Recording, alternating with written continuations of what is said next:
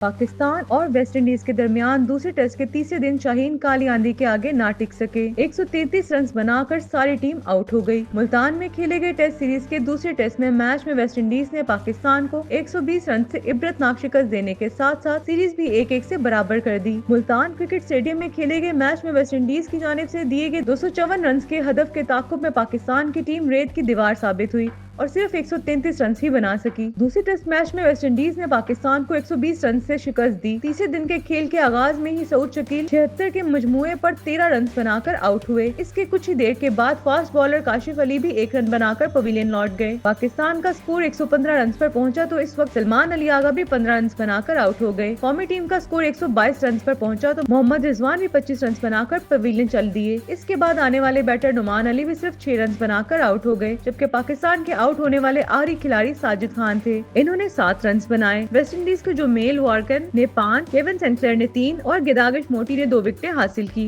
Multan cricket stadium में खेले जाने वाले दूसरे टेस्ट मैच की दूसरी इनिंग्स में पाकिस्तान के खिलाफ वेस्ट इंडीज की पूरी टीम 244 रन बनाकर आउट हो गई। यूं पाकिस्तान को मैच जीतने के लिए 254 रन का हदफ मिला। दूसरे दिन के इख्तिताम पर पाकिस्तान ने 4 विकेटों पर 76 रन बना लिए थे। हदफ के ताक़ुब में पाकिस्तान टीम के इनिंग्स का आगाज किया तो उसे मुश्किलात का सामना करना पड़ा। कप्तान शान मसूद और मोहम्मद हुरैरा 2-2 रन बनाकर आउट हो गए। बाबर आजम 31 और कामरान गुलाम 19 रन बनाकर आउट हुए। सऊद शकील 13 और काशिफ अली 1 रन बनाकर क्रीज पर मौजूद हैं। वाज़ेह रहे कि दूसरे टेस्ट मैच में वेस्ट इंडीज की टीम पहली इनिंग्स में 163 रन बनाकर आउट हो गई थी। पाकिस्तान की टीम 163 रन के जवाब में अपनी पहली इनिंग्स में 154 रन बना सकी थी।